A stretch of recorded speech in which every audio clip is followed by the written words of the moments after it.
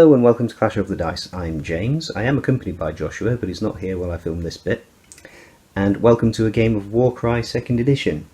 The setting for this particular game, we are in the 8 points at the time of the Wrath of the Everchosen book, which came out round about halfway through Age of Sigmar 2nd edition. And for those of you who don't know, the main theme in that book was Catacross launched an invasion of the 8 points at the instigation of Nagash. The Necroquake has taken place and Nagash is ascendant. Ultimately, Nagash has designs on capturing the 8 points. It's the most strategic place in the whole of the mortal realms. He's still fueled by hatred for Archaon after being struck down by the Everchosen at the Battle of Black Skies during the Age of Chaos. And he starts by attempting to take the Realm Gate that leads from the 8 points to Shyish and vice versa, known as the End Gate. The Chaos Defenders on the Shyish side of the End Gate, near the city of Gothazar, have been overwhelmed, and the first that the Slaves to Darkness in the 8 points realise something is amiss is when the zombified remains of the Shyish Defenders come through the gate. And Lady Alinda herself bursts through the gate with a vanguard of Nighthaunt, ready to form a bridgehead, to be followed up by Catacross and the Ossiarch Bone Reapers. So the game we're going to be playing here is a snapshot or a snippet of that. So the Nighthaunt have come through the gate and trying to breach the lines of the Slaves to Darkness. And we're going to represent this scenario with these cards that have been selected. We've not drawn them at random, we've chosen them to suit this game. So the victory condition is drive them back. Now obviously the Slaves to Darkness are the defenders and the Nighthaunt are the attackers. So before the battle, the defender picks one battlefield edge to be their territory. With reference to the map here, it's going to be this edge here, the one closest to the bottom of the camera or the middle of the camera. That will be the territory. At the end of each battle round, the defender, i.e. the Slave to Darkness, commanded by myself, scores 1 victory point for each fighter from their warband within 6 inches horizontally of their territory. The attacker, i.e. the Nighthaunt, scores 2 victory points for each fighter from their warband within 6 inches horizontally of the defender's territory. The battle ends after 4 rounds. When the battle ends, the player with the most victory points wins. The deployment map we're using is Relentless Assault, and obviously the Slaves to Darkness are the red and the Nighthaunt are the blue. All of the Slaves to Darkness start off on the battlefield, whereas the Nighthaunt, they start with their shield and their dagger on the battlefield, and their hammer comes in round 2. And the twist we're using is at my command. So once during the battle, each player can use the Inspiring Presence ability without needing or using any ability dice. And the Inspiring Presence ability allows us to pick a friendly fighter within 6 inches of a fighter that's just activated, and that friendly fighter then gets to activate straight away. So it interrupts the alternating activations rules mechanic. Right, so that's how we're playing it. Let's see what we're playing it with. This is my Slaves to Darkness warband for the game. They are being led by an aspiring champion. He's a hero. He's in the bottom left of the screen with the red crest on his helmet, and he is accompanied by 7 Chaos Warriors with Chaos hand weapons and Chaos rune shields, and that totals 925 points. And they are grouped left to right into the dagger, the shield and the hammer. So in the dagger we've got the aspiring champion with the 2 Chaos Warriors modelled with maces, so all the models with maces are in the dagger. In the shield, in the centre, we've got the 2 modelled with axes, and in the hammer on the right are the 3 modelled with swords. So that's my Slaves to Darkness warband, who will be defending against the Nighthaunt.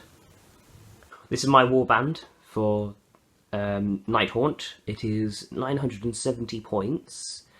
So on the left is my dagger, which has the general or leader of this warband, which is the Dreadblade Harrow, and a Hexwraith. The shield in the middle is 3 Chain Rasps, and the hammer on the right is 2 Hexwraiths. So very much a quick moving force for this battle. Okay, we're set up.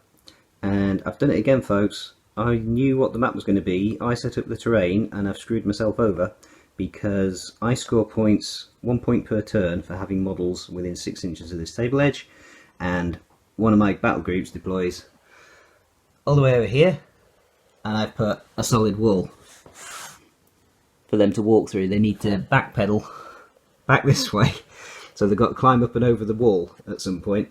If they get onto the wall, then they are within 6 inches of the edge. But yeah, I didn't think that through. I probably should have made it easier for myself and set some of this terrain up differently so they had a hole to walk through. But there we go. Those of you who might be thinking that it's unfair on Joshua that he doesn't start with all of his models on the table, they're coming in at turn 2. There you go, it evens things up a little bit.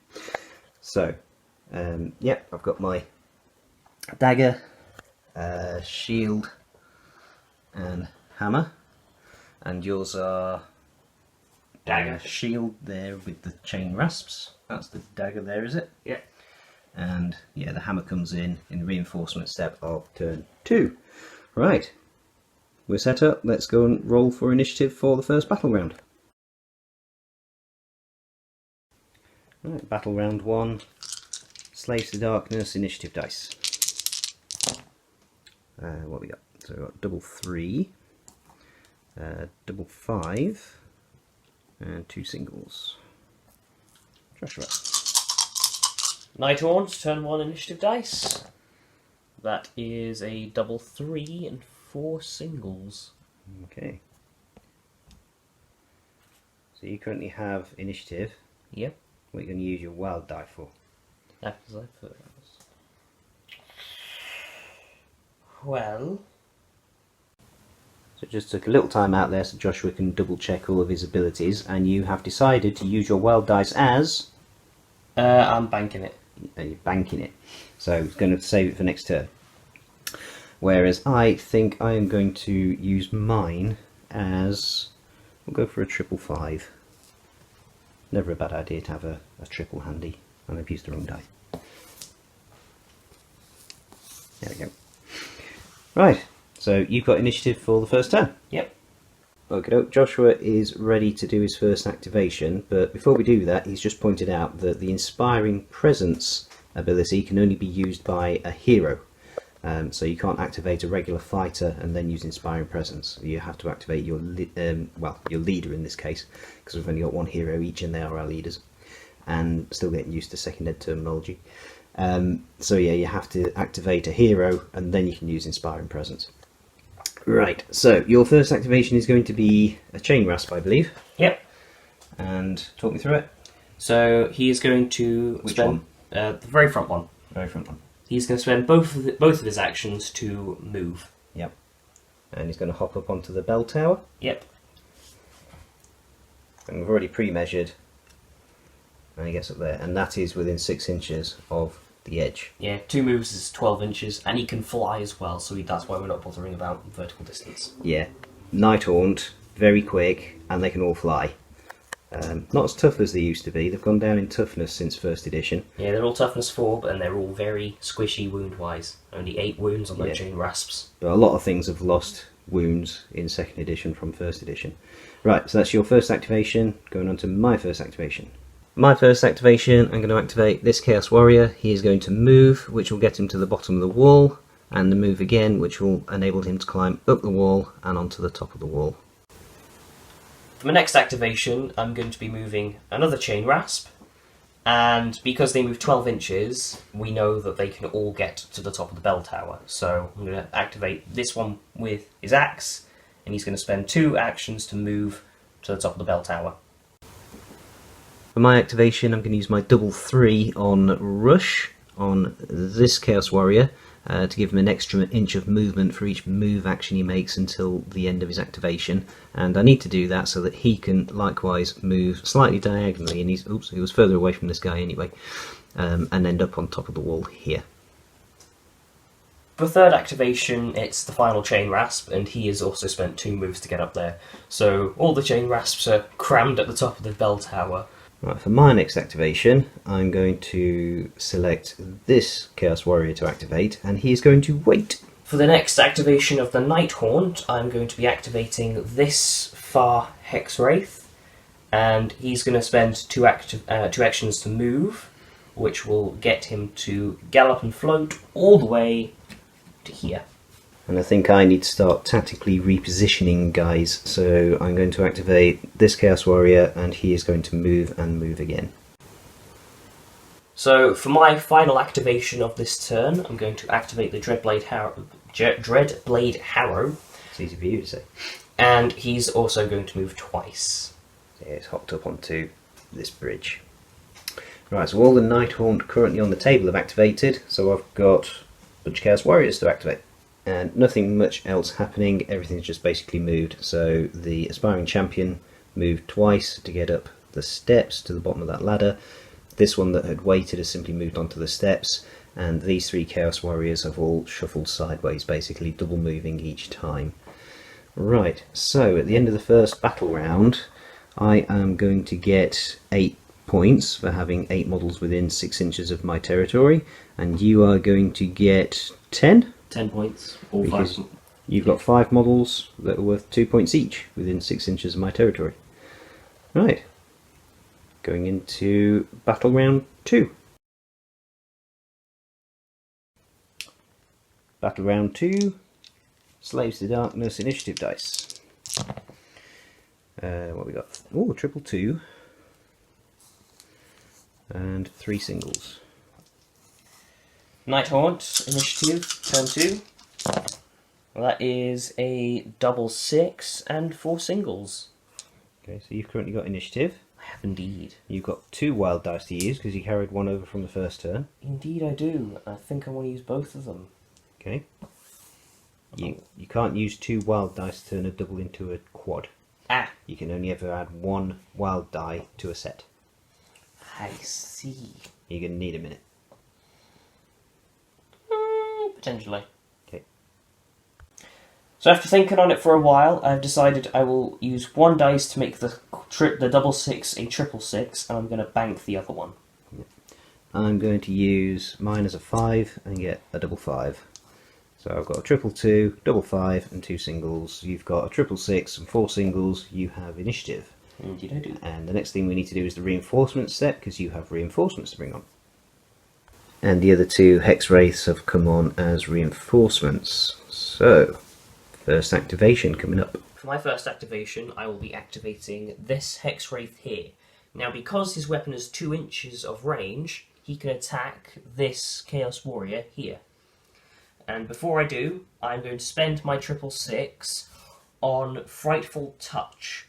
Until the end of this fighter's activation, count each hit from melee attack actions made by them as a critical hit instead. So, he gets 4 attacks, and he's strength 3, and your toughness 6. So I'm hitting on 5s and 6s. Yep. That is 2 6s Okay. for the first attack action. How much damage is that? 3. 3 each. 3 on a crit. So 6 damage in total. I've got 15 wounds in total. I've got 9 left. So next attack action. Next attack action, hitting on 5s and 6s. That is 9 damage. Hits. So 9. That's exactly enough to kill one. Yep. Okay, so that's 15 damage in total. 15 wounds taken. I'm going to activate my Aspiring Champion. Now this is an example that's specifically covered in the rulebook. What he's going to do is climb the ladder, and even though he can't get onto that platform, he can climb the ladder, take a swing at whatever's up there, and that will be the end of his activation. And you can't end an activation climbing, you would then fall down. But as I say, this is a situation that is specifically covered, so that's what happens. He climbs the ladder, takes a swing, and then falls. So we're going to assume he is at the top of the ladder. He gets 4 attacks at strength 4. You are toughness 4. So I'm going to be hitting you on 4s. And that is 2 hits. One of them is a crit, so that's 6 damage in total. He's got 2 wounds left. Yep. And then that's the end of his activation, so he'll then fall down. And there's a chance I might take impact damage. So on a 1, I'll take 3 points of damage. On a 2 or a 3, I take 1 point of damage, and on a 4, 5, 6, nothing happens. 4, 5, 6, so I'm good. No damage taken. But as I say, that is a situation that is specifically covered in the core book. I am now going to use my freebie at my command, which is Inspiring Presence. Yeah. And I'm going to activate that Chaos Warrior. And he is going to use an ability, which is, where is it? Shield Ram. It's a double, so I'm going to use my double 5 on Shield Ram. Until the end of this fighter's activation, the next time this fighter finishes a move action within 1 inch of an enemy fighter, pick a visible enemy fighter within 1 inch of this fighter, and roll a dice. On a 2 to 5, allocate 2 damage to that point, 2 points of damage to that fighter, and on a 6, allocate the number of damage points to that fighter equal to the value of this ability. So he's going to move and finish within 1 inch of the Dreadblade Harrow. I roll a die, and that's a 6, so the Dreadblade Harrow takes 5 damage. Yikes, that puts him down to 20 wounds left. And for his second action, he's going to make an attack. He gets 3 attacks at strength 4, Toughness 4. toughness 4, so 4 ups. So that's 4 damage and a crit, which is another 4 damage, so that's another 8 damage in total. So 8 at 5 is 13 damage. Yeah, how many wounds has he got? 25. 25. Down to 12. Excellent. So he's more than half dead. So I've activated a Hex Wraith, and simply all I've done is moved to there with 10 inches and then waited. I'm going to activate this Chaos Warrior. I'm spending my triple to effectively be a double, and he's going to Shield Bash into this Hex Wraith. So I roll a die, and as long as it's not a 1, it'll do 2 damage, because on a 6 it does the amount of damage equal to the ability, and the ability is a 2. So what's that? That's a 6, so that's 2 damage to the Hex Wraith. And second action, he's going to attack. 3 attacks at strength 4, so 4 ups. And that's only 1, but it is a crit, so that's another 4 damage. So 6 damage taken in total. Takes him down to 14 wounds. 14 wounds left. I have activated the Chain Rasp with the hatchet, because he was the one who we decided got hit by the Chaos Champion, and he's just simply going to wait. This is going to turn into a very tactical cat and mouse kind of game, especially with all of Joshua's speed and manoeuvrability with his fly. So I'm going to try and redistribute some of these guys a bit. Starting with this Chaos Warrior, he's going to simply move this way towards the centre of the edge there. And he's just going to do a single move action and then wait, which will effectively end his activation. With full confidence of the safety of the Dreadblade Harrow, I'm going to attack the Chaos Warrior, because nothing else can hurt him this turn. So he gets 4 attacks at strength 4. Toughness 6. So I'm hitting on 5s. Oh, that's nothing. Nothing. So Yeah. second action, He's disengaging. disengage. He's getting out of there. Right, so none of these guys can get close enough to that Hex Wraith to do any damage. So what I'm going to try and do is this one is going to move twice and stop around about there and make it more difficult for Joshua to disengage. So that's what I'm going to do. Right, so he's moved twice. I'm finished within 1 inch of the Hex Wraith, so that means it's going to be not impossible, but difficult for Joshua to disengage with that model. The other Hex Wraith has moved forwards and is going to attack the Chaos Warrior. Strength 3, toughness 6. Yeah.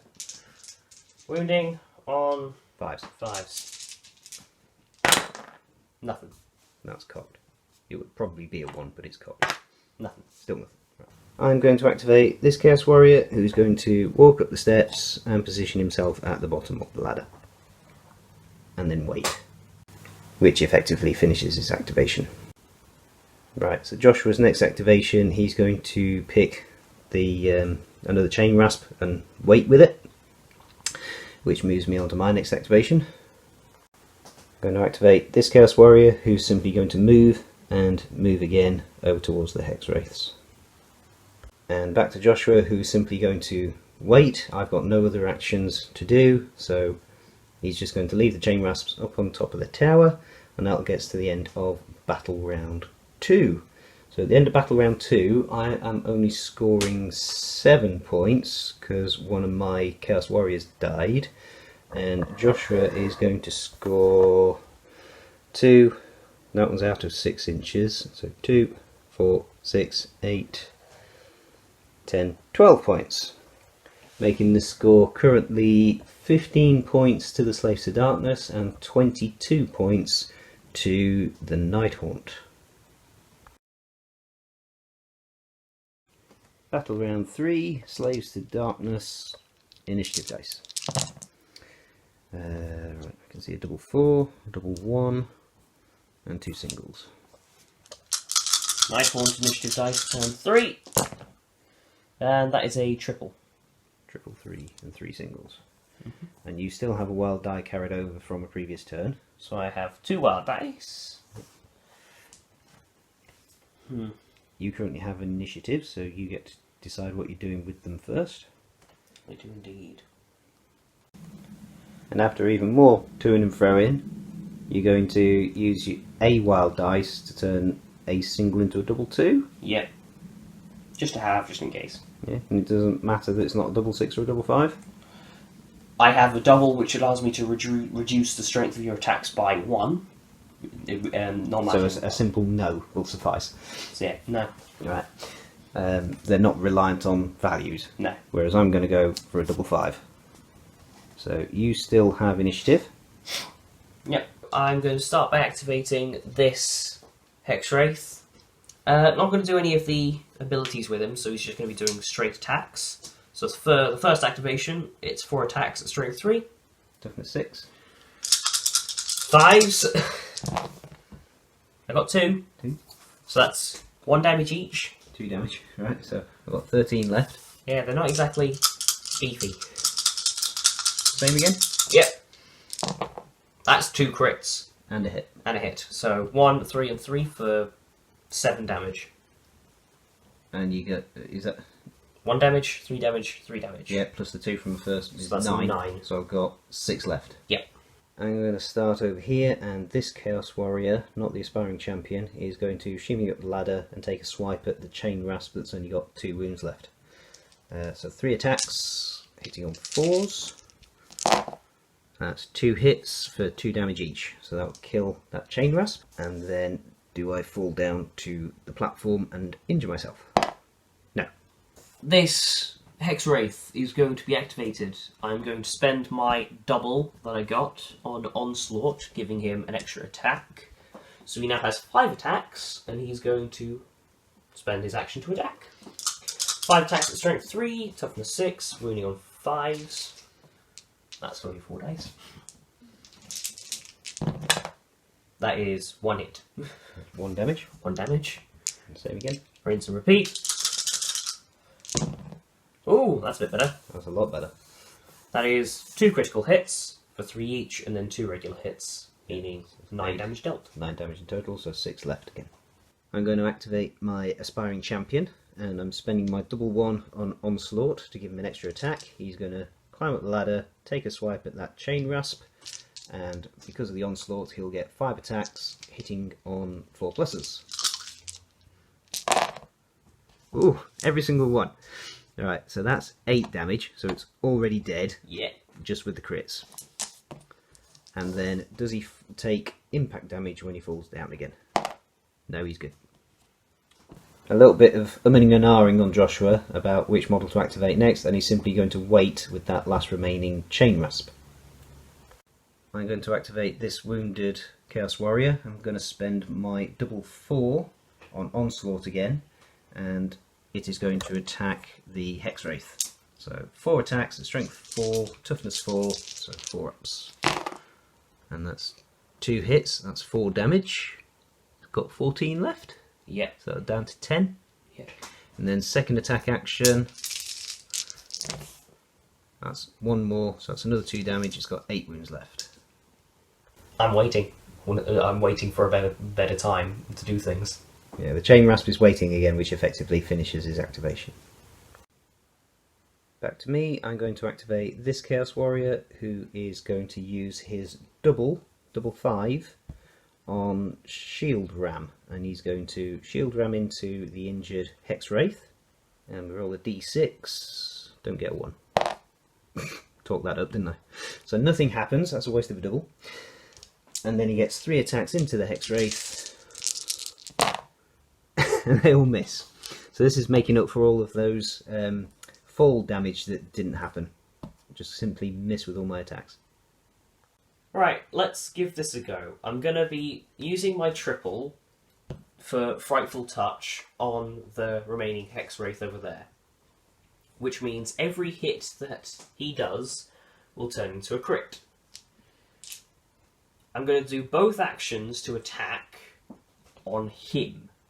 Well, you're doing one at a time. One at a time, yeah. So you have now declared him as a target for a melee attack action. Yes. So he has not activated yet. He's got a reaction, which is called Boon of Fortitude. And when he gets targeted by an attack action, a melee attack action, before the dice are rolled, he simply heals 3 wounds. So he's back up to 9 wounds. So I deal 3 damage and a crit. If I can get 3 crits, or 3 hits, he's dead. Yeah. Nothing. So no hits.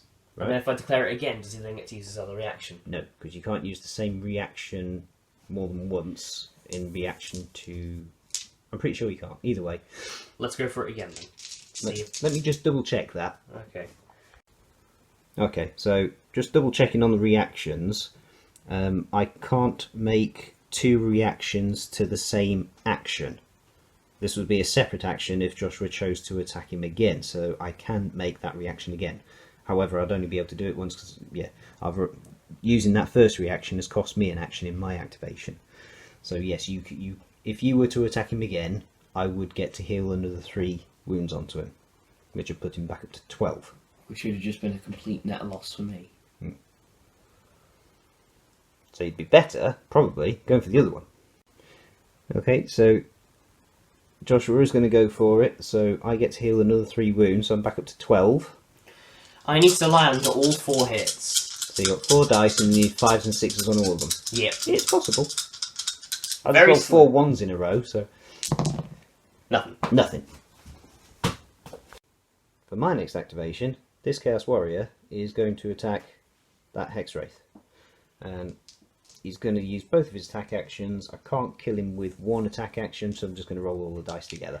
So 4 ups with 6 dice. And that is 2, 4, 8 damage. Takes him down to 12 wounds.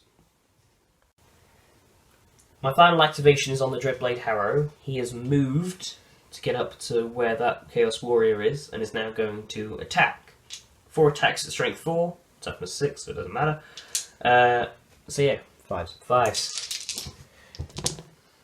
Nothing. My last activation of the battle round, this Chaos Warrior who was down here has just simply moved and moved again up onto the bell tower. So that will be the end of battle round 2, and Joshua is going to get... Battle round 3, Father. Sorry, battle round 3, yeah. Thank goodness for that. Joshua is going to get 2, 4, 6, 8, 10 points. And I'm going to get 1, 2, 3, 4, 5, 6, 7 points.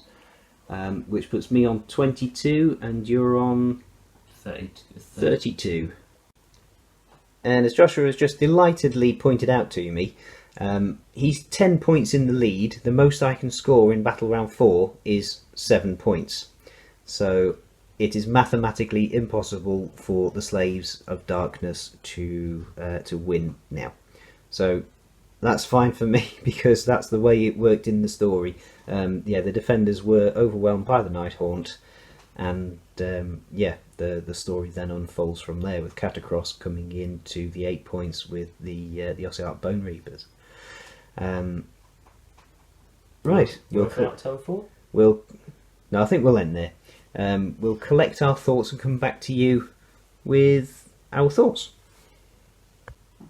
I'll be honest, I didn't enjoy that as much as I thought I was going to. Because it was...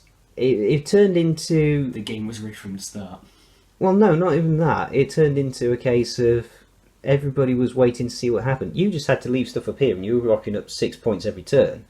And because I was so slow, I had to wait to see where you were going to try and react to it, knowing I was so much slower. So there was a lot of waiting going on. I think it's the first game I could be wrong, but I think it's the first game where we've had that much waiting, certainly. I don't think it's the first game where we've had to do a wait. Yeah. Might be, but never that much waiting in a game before. It's because with how your army was laid out, you had to wait to see what I was going to do because you could only move 4 inches. Yeah, you could just simply hop away. Yeah. And then another thing is, I'm a very reactionary player. I wait to see what happens and then play it out as it happens. And so am I. The fact of the matter is, when I've got a little food cage of chain rasps up there to draw you in and bait you out, I can just leave them up there and rack in 4 or 6 points a turn. Yeah, and I had to move to attack you. Every time I wanted to attack you, almost every time I wanted to attack you, I had to move and hop up a ladder and risk taking full damage up there. And it's a good thing I've got a warband that's got a shield ram ability, and there are other warbands that have got similar abilities, so I could at least have a chance of inflicting damage on you during the move actions. But yeah, I had to move to attack you. So yeah, there was I didn't enjoy that as much as I thought I would, if I'm perfectly honest. Very, very slow. Yeah, if we'd have been playing that one from scratch with, we'd put a warband together and drawn the card at random, I think it would have been a different story and I might have enjoyed it more, although I think it's one of those scenarios where, depending on the warband that you've got, it would have been very, very one-sided. If it had been the other way round, if I'd had a very elite army, a very elite warband, and I was defending, and you had a horde warband, and you got everything close to it, it would have been a whitewash. Yeah, if I, instead of going for a lot of cavalry, if I decided to go with, I don't know, a Lord Executioner and chain rasps galore. Yeah, or even going back to Skaven, if you'd have had a shed load of clan rats. Yeah.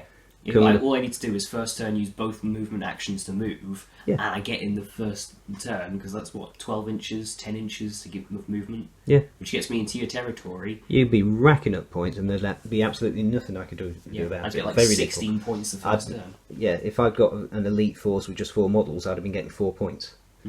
And you get double that for your model. So that particular scenario... Very weighted against you. Well, yeah, but I didn't mind it in this particular case. But if you draw it at random, I think it's quite unbalanced depending on what warbands you've got. And it reminds me a lot of Necromunda. When you play Necromunda, there's a lot of the scenarios in there that as soon as you roll the first die to work out who's got initiative or who's the attacker defender, you've as good as lost the game or won the game straight away. I've played games of Necromunda like that. So this feels like it would have been one of those games. So if you'd have drawn it at random, you work out who's who, who's where, and there's no point in playing it because, mathematically it's going to be very difficult. There's a lot of times where we draw cards for random games and we'll just skip a card if it's not worth it. I think that's one of the cards which quite frequently, if it comes up, we just skip it and draw another card. Yeah, we almost do like a draft. We'll draw two or three cards and work out which one makes the most sense if we're doing a random one like that. Which one's the most balanced for the two armies. But as I say, for this story that we're trying to tell, in this setting, for this particular game, those cards fitted what we were trying to do. I never ended up using my free Inspiring Leadership. You didn't know. There was an opportunity, you could have used it earlier on. Yeah. And we didn't realise that until afterwards. But there we go, I managed to use it, and it's only a once per game thing. Yeah. And ultimately it didn't really cost you. No. So that was that. The next game that we've got planned is a game I've been dying to play for ages. Since first edition I've been wanting to play this game, and when it follows on chronologically from this game, but when I discovered that this happened before, I was like, that'd be really cool, I really want to play that as a game. And yeah, actually it's probably the least enjoyable game I've ever watched, but hopefully you guys found it interesting, if not entertaining. So thank you very much for watching. Please continue to like, comment, and subscribe, and until next time, God bless.